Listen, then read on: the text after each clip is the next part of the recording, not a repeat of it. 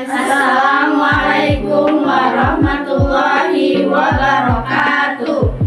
Perkenalkan, nama saya Adik Febriana Salsabila sebagai editor. Perkenalkan, nama saya Suci Wulandari sebagai editor. Perkenalkan, nama saya Zaini Indasari menjelaskan teori behavioristik. Perkenalkan, nama saya Nur Ihsan Spitakina menjelaskan teori kognitivistik. Perkenalkan, nama saya Tiara menjelaskan teori humanistik. Perkenalkan, nama saya Rasyida Najah menjelaskan teori konstruktivistik. Saya akan menjelaskan tentang teori behavioristik. Teori behavioristik adalah seperangkat preposisi yang di dalamnya memuat tentang ide, konsep, prosedur, dan prinsip yang terdiri dari satu atau lebih variabel yang saling berhubungan satu dan lainnya dan dapat dipelajari, dianalisis, diuji, dan dibuktikan kebenarannya. Contohnya, seorang anak disuruh oleh gurunya untuk menghafal perkalian dan maju keesokan harinya, tapi anak tersebut belum menghafalnya dan disuruh berdiri di depan kelas oleh gurunya. Contoh-contoh teori behavioristik adalah 1. Menentukan tujuan-tujuan instruksional, 2. Menganalisis lingkungan yang ada saat ini termasuk mengidentifikasi entry, behavior, pengetahuan awal siswa, 3. Menentukan materi pelajaran, 4. Memecah materi pelajaran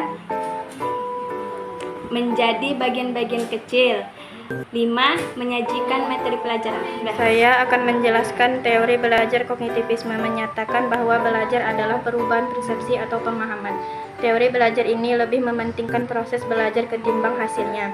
Model belajar kognitivistik menyatakan bahwa tingkah laku seseorang ditentukan oleh persepsi serta pemahamannya tentang situasi yang berhubungan dengan tujuan belajarnya.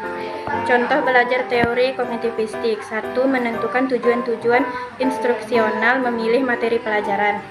2. Menentukan materi yang mungkin dipelajari secara aktif. 3. Menentukan dan merancang kegiatan belajar yang cocok untuk topik yang dipelajari. Di sini saya menjelaskan teori humanistik.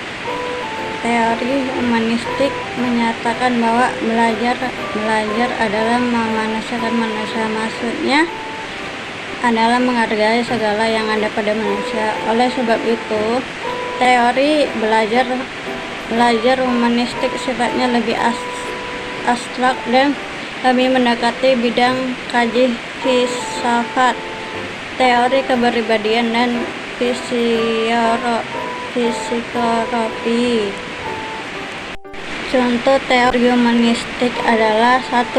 Menentukan tujuan-tujuan instruksional, 2. Menentukan materi pembelajaran, 3.